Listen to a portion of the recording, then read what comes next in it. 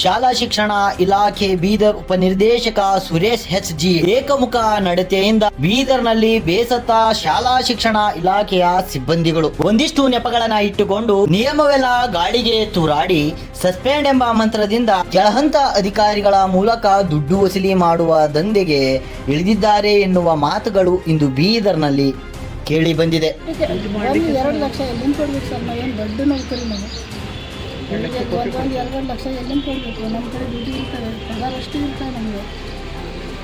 ನಾವು ಭಾಳ ಮುಷ್ಕಿಲಿಂದ ಶಾಲೆ ಕಲಿತು ಇಷ್ಟು ಇಲ್ಲಿವರೆಗೆ ಬಂದೀವಿ ಬಡತನದಿಂದ. ಕಳೆದ ವರ್ಷ ನ್ಯಾಯಾಧೀಶರು ಕಬ್ಬಲ್ನಗರ ತಾಲೂಕಿನ ದಾಪ್ಕಾ ಸರ್ಕಾರಿ ಪ್ರಾಥಮಿಕ ಮಾದರಿ ಶಾಲೆಗೆ ಭೇಟಿಯನ್ನು ನೀಡಿ ಅಲ್ಲಿರುವ ಲೋಪದೋಷಗಳನ್ನ ನೋಡಿ ಕೂಡಲೇ ಸರಿಪಡಿಸಿಕೊಳ್ಳಿ ಎನ್ನುವ ಸೂಚನೆಯನ್ನ ನೀಡಿದ್ರು. ಇಲ್ಲವಾದಲ್ಲಿ ಕಠಿಣ ಕ್ರಮ ಜರುಗಿಸಲಾಗುವುದು ಎನ್ನುವ ಎಚ್ಚರಿಕೆಯನ್ನು ನ್ಯಾಯಾಧೀಶರು ನೀಡಿದ್ರಂತೆ. ಈ ಕುರಿತು ಅಲ್ಲಿರುವಂತಹ ಪ್ರಭಾರಿ ಮುಖ್ಯ ಶಿಕ್ಷಕಿ ಸುನಂದ ಅವರು ಏನೆಲ್ಲ ತಪ್ಪು ಅಪ್ಪುಗಳಿದವಲ್ಲ ಸರಿಪಡಿಸಿದ ನಂತರ ಶಾಲಾ ಶಿಕ್ಷಣ ಇಲಾಖೆಯ ಸಿಬ್ಬಂದಿಗಳು ಬಂದು ದಿಢೀರನೆ ನೋಟಿಸು ಜೊತೆಗೆ ಅಮಾನತು ಪತ್ರ ಸಸ್ಪೆಂಡ್ ಪತ್ರವನ್ನ ಕೈಗೆ ನೀಡಿದ್ದು ಸರಿನಾ ಎನ್ನುವ ಪ್ರಶ್ನೆಯನ್ನ ಮಾಡಿದ್ರು. ನೋಟಿಸ್ ನೀಡಿದ 2 ದಿವಸದಲ್ಲೇ ಉತ್ತರವನ್ನ ನೀಡಿದನೆ. ಅಮಾನತು ಪತ್ರವೂ ಸಹ ನೀಡಿದ್ದು ಯಾವ ಕಾರಣಕ್ಕೆ ಎನ್ನುವ ಪ್ರಶ್ನೆಯನ್ನ ಮಾಡಿದ್ರು. ಇಲ್ಲಿ ನಾನು ಪರದಾಡಿ ಸೋತು ಹೋದ್ರು ನನಗೆ ನ್ಯಾಯ ಸಿಗದ ಪಕ್ಷದಲ್ಲಿ ನ್ಯಾಯಾಲಯದ ಮೊರೆ ಹೋಗಿ ಸ್ಟೇಯನ್ನ ತಂದ್ರು. ಅದಕ್ಕೂ ಕಿಮ್ಮತ್ತು ನೀಡದೆ ನನ್ನನ್ನ ಕೆಲಸಕ್ಕೆ ಸೇರಿಸಿಕೊಳ್ಳದೆ ಅವರು ಸುತ್ತಾಡಿಸುತ್ತಿದ್ದಾರೆ. ಶಾಲಾ ಶಿಕ್ಷಣ ಉಪನಿರ್ದೇಶಕರು ಜಿ ಸುರೇಶ್ ಅವರು ಮನ ಬಂದಂತೆ ಓಡಾಡಿಸ್ತಾ ಇದ್ದಾರೆ. ನನಗೆ ನ್ಯಾಯ ಕೊಡಿಸಿ, ನನ್ನ ತಪ್ಪಿಗೆ ಶಿಕ್ಷೆ ಏನೋ ಸಿಕ್ಕಿದೆ, ಆದರೆ ನನಗೆ ನ್ಯಾಯ ಸಿಕ್ಕಿದೆ. ಶಾಲೆಯಲ್ಲಿರುವಂತಹ ಎಲ್ಲ ಲೋಪದೋಷಗಳನ್ನ ಸರಿಪಡಿಸಿದ್ದಾದ್ರೂ ನನಗೆ ಯಾಕೆ ಈ ರೀತಿಯ ಶಿಕ್ಷೆ?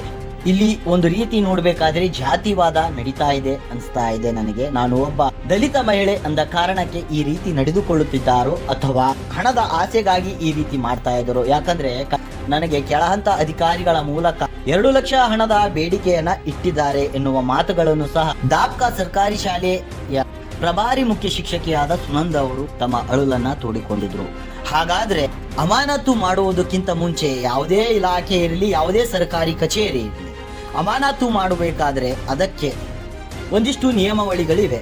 ಆ ನಿಯಮಾವಳಿಗಳು ಏನಪ್ಪಾ ಅಂದ್ರೆ, ನೀವು ಏನೇ ತಪ್ಪು ಮಾಡಿದ್ರು ಅದಕ್ಕೆ ಒಂದು ಸೋಕಾಸ್ಟ್ ನೋಟಿಸ್ ಕೊಡ್ತಾರೆ. ಅದು ನೋಟಿಸು ಇಂತಿಷ್ಟು ದಿನಗಳಲ್ಲಿ ಇದಕ್ಕೆ ಉತ್ತರ ನೀಡಿ ಅಂತ ಇರುತ್ತೆ.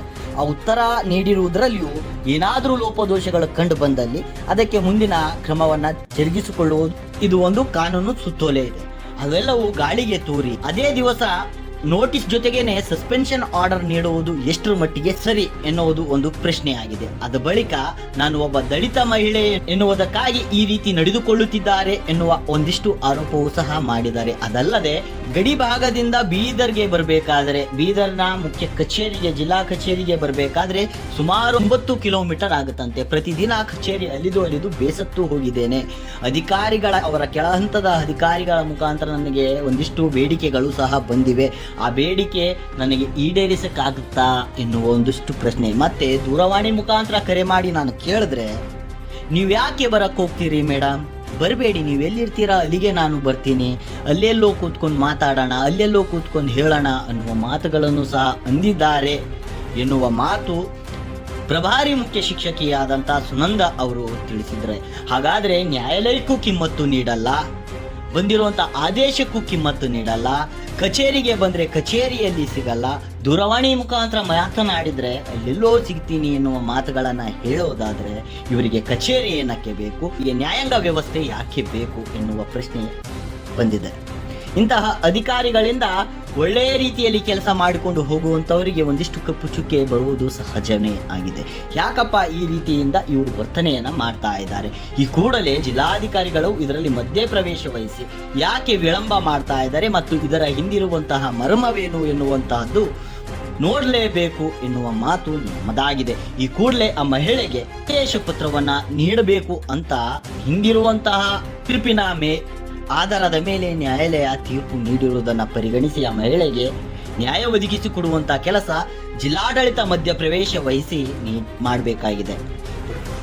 ಅದೇ ಅರ್ಧ ಕಿಲೋ ಟೊಮೆಟೊ ಇಷ್ಟು ತರಕಾರಿ ಕಡಿಮೆ ಆಗ್ತಿರೋ ಪ್ಲೇಟ್ ಇಲ್ಲ ಮಕ್ಕಳಿಗೆ, ಮಣ್ಣಿನ ತರಕಾರಿ, ನೀರಿನ ವ್ಯವಸ್ಥೆ ಇಲ್ಲ ಅಂದರೆ ನಾನು ಗ್ರಾಮ ಪಂಚಾಯತಿಯಲ್ಲಿ ಲೆಟ್ರನ್ನು ಕೊಟ್ಟೆ ಸರ್. SDMC ಇದು ಮಾಡ್ತಾಯಿಲ್ಲ, ಲಕ್ಷ್ಯ ಕೊಡ್ತಾಯಿಲ್ಲ, ನನ್ನ ನೀರಿನ ವ್ಯವಸ್ಥೆ ಇಲ್ಲ ಸರ್, ನನಗೆ ನಳ ದುರಸ್ತಿ ಮಾಡಿಕೊಡಿ ಅಂತ ಲೆಟ್ರನ್ನು ಕೊಟ್ಟಿದ್ರು. ಅವ್ರನ್ನ ಅಷ್ಟೊಂದು ಮನಸ್ಸು ಮೇಲೆ ತಗೊಳ್ಳಿಲ್ಲ. ಯಾರು ಬಂದು ಸಸ್ಪೆಂಡ್ ಲೆಟರ್ ಕೊಟ್ಟರು ಮತ್ತು ಯಾವಾಗ ನೋಟಿಸ್ DDP ಸರ್ ಅವರು ಏನು ಹೆಸರು? ಸುರೇಶ್ ಅಂತ.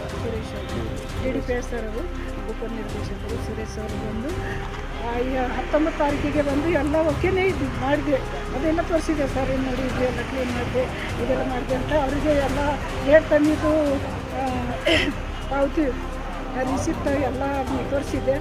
ಆದರೂ ಅವರು ಎಲ್ಲರ ಮಾತು ಕೇಳಿಲ್ಲ. 19ಕ್ಕೆ ಬಂದು ಶಾಲೆಗೆ ಭೇಟಿ ಮಾಡಿ 20ಕ್ಕೆ ಸಸ್ಪೆಂಡೇ ಆಗಿದೆ. ನೋಟಿಸ್ ಏನಾದರೂ ಕೊಟ್ಟಿದ್ರು? ನೋಟಿಸ್ ಕೊಟ್ಟಿಲ್ಲ ಸರ್, ನೋಟಿಸ್ನೂ ಕೊಟ್ಟಿಲ್ಲ. ಮತ್ತು ಸಸ್ಪೆಂಡ್ ಆರ್ಡರ್ ಮತ್ತು ನೋಟಿಸ್ ಒಂದೇ ದಿನಕ್ಕೆ 24 ಮತ್ತು 25ಕ್ಕೆ ನನಗೆ ಮುಟ್ಟಿದೆ. ನೋಟಿಸ್ನು ಅದು ಅವತ್ತೇ ದಿವಸ ಕೊಟ್ಟಿದ್ದಾರೆ, ಸಸ್ಪೆನ್ಷನ್ ಆರ್ಡ್ರೂ ಅದೇ ದಿನ.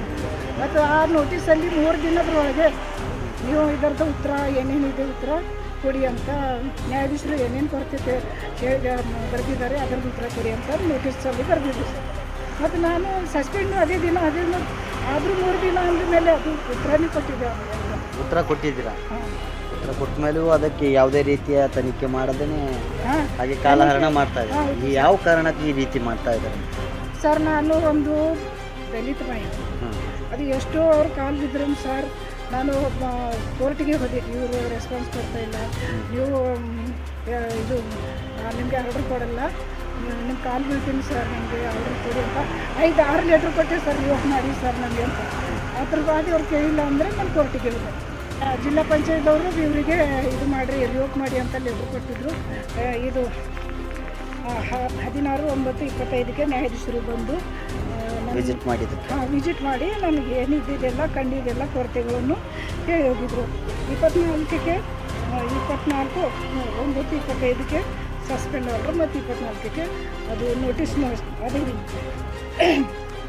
ಮತ್ತು ನಾನು ಇದು ಉತ್ತರ ಕೊಟ್ಟೆ 26/9/25 ನ್ಯಾಯಾಧೀಶರಿಗೆ ಮತ್ತು DDPಗೆ ಎಲ್ಲರಿಗೂ ನಾನು ಉತ್ತರ ಕೊಟ್ಟೆ. ಅದು 3 ದಿನದೊಳಗೆ ಅಂಬುದಕ್ಕೆ 28/10/25ಕ್ಕೆ DDP ಇವರಿಗೆ ರಿವೋಕ್ ಮಾಡಿ ಅಂತ ಅರ್ಜಿ ಕೊಟ್ಟೆ.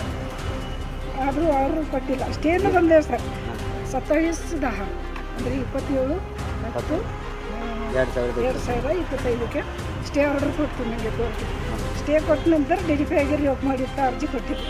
ಅವ್ರನ್ನೂ ನನಗೆ ರಿವೋಕ್ ಮಾಡಿಲ್ಲ. ಮತ್ತು 21/10ಕ್ಕೆ ನಾನು ಸ್ಕೂಲ್ಗೆ ಜಾಯ್ನ್ ಆಗಿ ಅಂತ ನನಗೆ ಇದು ಕೊಟ್ಟಿದ್ರಲ್ಲ ಆಗ್ತಾಯಿದೆ ಅಂತ ಹಾಗೆ ಹೋದೆ. ನಾನು ಇದರಲ್ಲಿ 200 ಕೊಟ್ಟು ಹೋದೆ. ಮತ್ತು 3 ದಿನ ಬಂದು ನಾನು ಶಾಲೆಗೆ ಹೋದೆ, ಹಾಗೆ ಜಾಯ್ನ್ ಆಗಿ. ಮತ್ತು 16ಕ್ಕೆ ಸಹಿ ಮಾಡಬಾರ್ದು ಅಂತ ಅರ್ಜಿ ಕೊಟ್ಟಿದ್ದಾರೆ. ಇವರು ಹೇಳಿದಂಥ DDP ಹೇಳಿದಂಥ ಇವರಿಗೆ BOಗೆ ರಂಗೇಶ್ ಸರ್ ಅಂತ ಅವರ ತಾಲೂಕಿನ BO ಅವರು ಸೈನ್ ಮಾಡಿದ್ರಿ, ಇವ್ರದ್ದು ಲಿಖಿತ ಇದು ಪರ್ಮಿಷನ್ ತಗೊಂಡು ಇದು ಮಾಡಿರಿ ಅಂತ. ಅವಾಗಿಂದ ನಾನು ಶಾಲೆಗೆ ಹೋಗಿದ್ದೆ. ಈಗ ಒಟ್ಟಾರೆ ನೀವು ಏನು ಬಯಸ್ತಾ ಇದ್ದೀರಾ? ನನಗೆ ಆರ್ಡರ್ ಬೇಕು, ನಾನು ಅದೇ ಶಾಲೆಗೆ ಜಾಯ್ನ್ ಆಗಬೇಕು ಸರ್. ನನಗೆ ಜಜ್ಮೆಂಟ್ ಆರ್ಡರ್ ಬಂದರೆ ನನ್ನ ಪರವಾಗಿ ಬಂದರು ಜಜ್ಮೆಂಟ್ ಆರ್ಡರ್ ಕೊಡ್ತೀನಿ.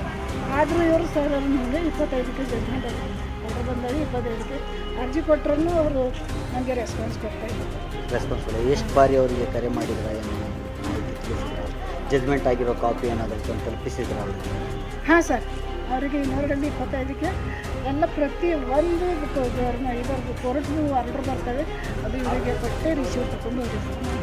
ಅದಕ್ಕೂ ಯಾವುದೇ ರೀತಿಯ ಕೇರ್ ಎಲ್ಲ ಯಾವುದಕ್ಕೆ ರೆಸ್ಪಾನ್ಸ್ ಕೊಟ್ಟಿಲ್ಲ, ಕೇರ್ನೂ ಮಾಡಿ.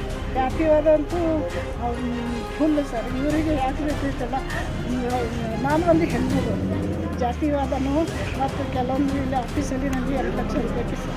ಎಷ್ಟು ಕೇಳಿದ್ದಾರೆ? 2 ಲಕ್ಷ ಕೇಳಿದ್ದಾರೆ. ಮತ್ತು 2 ಲಕ್ಷ ಎಲ್ಲಿಂದ ತರಬೇಕು?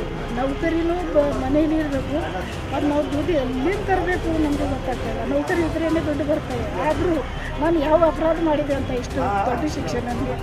ಕೆಲವೊಬ್ಬರಿಗೆ ಇದು ಸಸ್ಪೆಂಡ್ ಮಾಡಿದ್ದಾರೆ, ಅವಾಗೇನು ಆರ್ಡರ್ ಕೊಟ್ಟಿದ್ದಾರೆ. ನಾನು ಒಬ್ಬಳೇ 7ನೇ ತಿಂಗಳಿದೆ. ಒಟ್ಟಾರೆ ಹೆಸರು? ನನ್ನ ಹೆಸರು ಸುನಂದ ಕೇತಂಗೆ, ಪ್ರಭಾರಿ ಮುಖ್ಯ ಶಿಕ್ಷಕಿ ನೀವಿನ್ನೂ ನಮ್ಮ ಚಾನಲ್ನ ಸಬ್ಸ್ಕ್ರೈಬ್ ಮಾಡ್ಕೊಂಡಿಲ್ಲ ಅಂದರೆ ಕೂಡಲೇ ಸಬ್ಸ್ಕ್ರೈಬ್ ಮಾಡಿ, ಲೈಕ್ ಮಾಡಿ, ಬೆಲ್ ಬಟನ್ ಒತ್ತಿ.